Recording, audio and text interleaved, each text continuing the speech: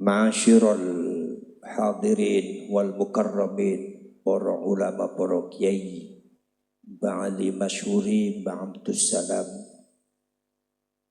Yang saya hormati pengurus PWI Laskar Sabilillah Jawa Timur dan Madura Raya, para jamaah sekalian, alhamdulillah wa syukrulillah, pada sore hari ini kita telah melantik PWI Laskar Sabilillah Jawa Timur dan Madura Raya. Mudah-mudahan para pengurus yang kita amanatkan bisa memperjuangkan Madura, bisa memperjuangkan Jawa Timur, dan mudah-mudahan mereka semua akan dituntun oleh Allah Subhanahu wa Ta'ala. Saudara-saudara sekalian, mungkin saya hanya sebentar saja.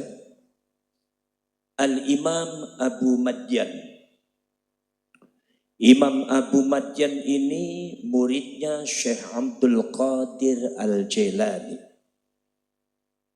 Imam Abu Madyan punya murid Imam Muhammad Harazim. Imam Muhammad Harazim punya murid Imam Muhammad Saleh. Imam Muhammad Saleh punya murid Imam Abul Hasan Ali bin Abdullah Asy-Syadzili yang punya Thariqah Syadziliyah. Imam Abul Hasan Asy-Syadzili punya guru di antaranya di Maghrib Maroko Imam Ibnul Mashish, di antaranya di Irak Imam Al-Wasiti Asy-Syafi'i. Imam Abul Hasan Asy-Syadzili punya murid namanya Abul Abbas Al-Mursi. Abul Abbas Al-Mursi punya murid Ibnu Athaillah As-Sakandari, sahibu Syarhil Hikam. Maka Syarhil Hikam ini dibaca oleh seluruh thariqah. Imam Abu Madyan ini muridnya Syekh Abdul Qadir. Imam Abu Madyan ini muridnya Syekh Abdul Qadir. Imam Abu Madyan ini muridnya Syekh Abdul Qadir. Sultanul Aulia Syekh Abdul Qadir. Dalam satu catatan sejarah dapat daripada Habib Muhammad yang dikenal oleh kita semua Faqih Muqaddam, bahwasannya Faqih Muqaddam itu termasuk muridnya Imam Abu Madyan. Imam Abu Madyan muridnya Syekh Abdul Qadir Al-Jailani. Jadi Faqih Muqaddam itu pernah ngaji sama muridnya Syekh Abdul Qadir Al-Jailani.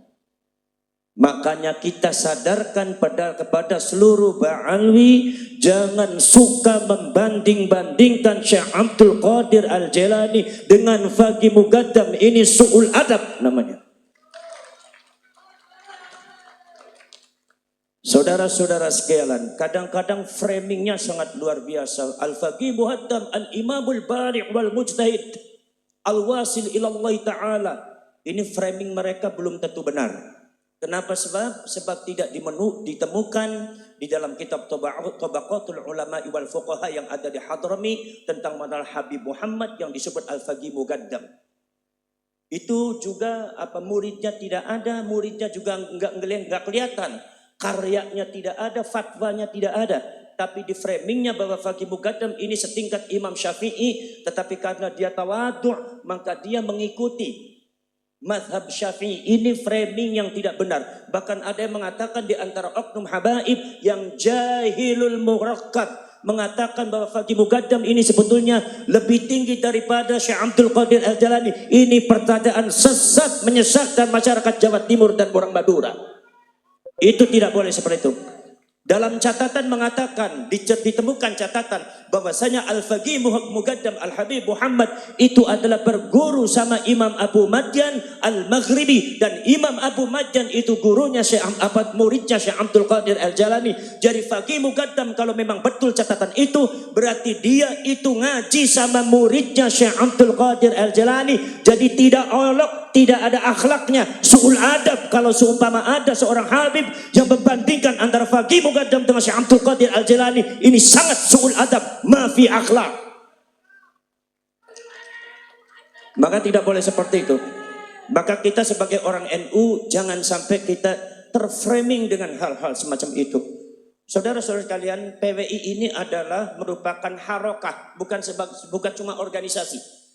Ada harokah, makanya sedikit ada greget perjuangannya. Dan alhamdulillah di PWI ini insya Allah bersih daripada pengaruh Ba'alwi. Sampai kapanpun Ba'alwi tidak akan mampu menguasai PWI, karena PWI ini adalah anti Ba'alwi. Karena PWI ini adalah bersih daripada Ba'alwi, pengaruh-pengaruh Ba'alwi akan tidak mungkin masuk ke PWI. Saudara-saudara sekalian, kemudian ini adalah perjuangan harokah pergerakan kultur NU kultural. Kenapa kok NU kultural perlu bergerak? Karena selama ini banyak sekali hal-hal yang merugikan Nahdlatul Ulama, baik secara dakwah ataupun secara akidah Ahlus Sunnah wal Jamaah dan harokah pergerakan. Tetapi dari pengurus struktural itu seolah-olah tidak mau tahu dan tidak ada tindakan sama sekali. Padahal itu korbannya sangat fakta, sangat jelas bahwa itu adalah sangat menghancurkan Nahdlatul Ulama. Contoh seperti ini. Zaman dulu saudara-saudara sekalian itu di framing bahwasanya Ansor itu adalah anti kalimatut tauhid. Ini jelas, ini mulut-mulut jahanam, mulut-mulut yang tidak benar, mulut-mulut laknatullah alaihim, mengatakan bahwa Ansor di dalamnya sudah ada PKI, Banser sudah ada PKI, bahwasanya NU sudah ada Syiahnya, NU sudah ada PKI-nya. Subhanallah. Ini karena pengurus-pengurus secara struktural itu membiarkan, maka masyarakat terdoktrin dengan doktrin semacam itu, seolah-olah kalau seumpama kita bergerak dengan NU itu berarti tidak mendukung Islam, seolah-olah kalau kita bergerak ingin mendukung Islam harus berlawanan dengan Nahdlatul Ulama. Ini sangat tidak elok. Mungkin di Madura tidak terasa, tapi kalau di Jawa Barat, subhanallah Pak, masyarakat sudah terdoktrin, kekuatan Nahdlatul Ulama sudah dihancurkan. Itu yang namanya di DKI Jakarta pusat daripada Nahdlatul Ulama pada waktu zaman dulu, tahun 70, tahun 80, pusat daripada pergerakan Nahdlatul Ulama ada di Jawa Timur, ada di Bekasi, ada di Kerawang. Sekarang terdoktrin oleh orang-orang yang tidak benar, termasuk daripada oknum-oknum Ba'alwi yang tidak benar. Akhirnya itu di Betawi kekuatan NU hancur habis. Kekuatan NU yang ada di Bekasi habis, kekuatan NU yang ada di Kerawang habis, kekuatan NU yang ada di Tengarang habis, dan pada akhirnya merambah kekuatan Nahdlatul Ulama yang ada di Banten habis, dan sekarang sudah menuju ke Ciamis habis, Sukabuminya habis, Tasikmalaya tahun 80 pusat daripada Nahdlatul Ulama. Para ulama, para kiai berrangkul-rangkulan mu'anaqah bersama para ulama, para kiai membawa bendera Nahdlatul Ulama. Datang kaum klan Ba'alwi dengan framing Nahdlatul Ulama anti Islam, Nahdlatul Ulama anti kalimatut tauhid, Nahdlatul Ulama punya bansernya tidak mendukung perkembangan Islam, lebih membela orang kafir, lebih membela seperti ini, dibelokkan dengan doktrin yang tidak benar. Akhirnya zaman sekarang Tasikmalaya kekuatan NU-nya hancur habis lagi. Ciamis habis, sekarang sudah merambah ke Cianjur habis, sekarang sudah merambah ke Kuningan habis, sampai akhirnya masyarakat diam saja terpaku ketika masjid-masjid yang diisi oleh para ulama NU diganti dengan oknum-oknum Habib yang ngaji. Kadang-kadang ngajinya subhanallah bukan ngaji, tapi isinya doktrin framing, pembelaan terhadap klan pribadi, menghormati Habib adalah merupakan hukumnya wajib, doktrin. Sementara para ulama yang mengajari kitab Fathul Qarib, kitab Syu'abul Iman, kitab Safinatun Najat, mengajari masyarakat tentang masalah tauhid, sifat 20, bagaimana caranya bersuci, bagaimana caranya sholat yang benar, bacaan sholatnya, bacaan Al-Quran, itu sekarang sudah habis, tidak ada. Masjid seperti yang ada di Kuningan itu banyak diganti oleh oknum-oknum Habib yang kadang-kadang secara ilmu itu adalah tidak lebih alim daripada ulama dan kiai kita. Ini menunjukkan bahwa gerakan mereka sangat nyata. Dan di Kuningan NU habis. Sekarang ada pergerakan Wali Songo Indonesia untuk daerah Kuningan, untuk daerah yang ada di Tasik dan ada di Cianjur, termasuk daerah ada di Ciamis dan Sukabumi. Kiai kayak para ulama NU masih takut. Saya tanyakan, kalau memang NU kekuatannya bagus, kenapa takut? Itu menunjukkan kekuatan NU sudah habis. Sekarang Madura sudah mulai habis. Pada akhirnya bisa seluruh Indonesia kalau dibiarkan habis dengan doktrin kebatilan kaum Ba'alwi ini.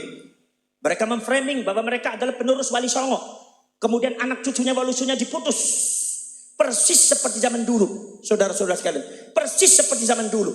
Ketika Maimun Al-Qaddad, bagaimana Maimun Al-Qaddad itu memalsukan nama cucu-cucu nasabnya Said Ismail. Akhirnya mendirikan Syiah Ismailiyah.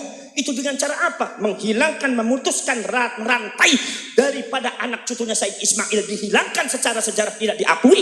Sementara cucu-cucunya dia dicangkongkan ke Said Ismail. Sampai pada akhirnya di Syiah Ismailiyah, mereka yang mengaku cucunya Rasulullah sebetulnya adalah cucunya Maimun Al-Qaddad Al-Yahud.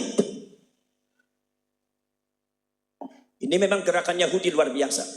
Makanya sebetulnya gerakan-gerakan ini sebetulnya di dalam hati kita sudah ada. Sebetulnya permasalahan ini di Madura itu sudah di dalam hati sudah ada. Bagaimana cara doktrinnya Habib yang mengatakan Habib itu bisa memadamkan api neraka jahanam. Bagaimana mungkin memadamkan api neraka jahanam? Allah memberikan kebakaran di Solo, Habib nggak ada yang mati bisa memadamkan api yang ada kebakaran di Solo. Gimana neraka jahanam? Ada yang mengatakan saudara-saudara sekalian bahwa seorang Habib itu katanya bisa memerintahkan mungkar nakir, bisa menghentikan malaikat Israil, bisa ngatur para malaikat. Riwayat Al-Imam Abu Abdullah Muhammad bin Ismail Al-Bukhari, Imam Bukhari Sahih meriwayatkan pada waktu Kanjeng Nabi Muhammad di akhirat nanti itu umatnya ada tersisa di jahanam. Rasulullah menangis, langsung memanggil malaikat Malik. Ya Malik, tolong antarkan, tolong ambil umat saya, kemudian kembalikan lagi di timbangan amal. Nanti saya akan duduk di timbangan baiknya supaya timbangan baik amal saya lebih berat daripada timbangan jeleknya. Tolong keluarkan umat saya. Apa kata malaikat Malik? Kata malaikat Malik mengatakan, ya Rasulullah, kalau cuma engkau yang memerintahkan, sesungguhnya kami itu adalah malaikat yaf'aluna ma yu'marun, melakukan sesuatu apabila diperintahkan oleh Allah. Yang memerintahkan kami hanya Allah, kami hanya takut kepada Allah, kami hanya taat kepada Allah. Ya Rasulullah, mohon maaf, perintah panjenengan belum bisa dilaksanakan sebelum Allah yang memerintahkan kami. Maka Allah kemudian sujud, Rasulullah kemudian sujud di hadapan Allah. Baru Allah itu memanggil malaikat Malik, suruh ngambil umatnya Rasulullah. Dari hadis ini mengatakan bahwa Rasulullah itu afdalul makhluqat wa afdalul makhluqat afdalul anbiya'i wal mursalin wa sayyidul makhluqat alal itlaq. Segitu mulianya Rasulullah, tapi ternyata malaikat Malik itu mengatakan, ya Rasulullah, maaf, aku tidak bisa melakukan apa yang telah engkau perintahkan, karena ini adalah perintah Allah, baru aku laksanakan. Rasulullah tidak bisa mengatur malaikat. Kok bisa Ba'ali ngatur malaikat? Ini menunjukkan mereka punya akidah yang sangat sesat. Akidah Syiah mengatakan, merasa dirinya bahwa Habaib atau Ba'ali lebih hebat daripada Rasulullah. Dan ini jelas ini gak benar ini.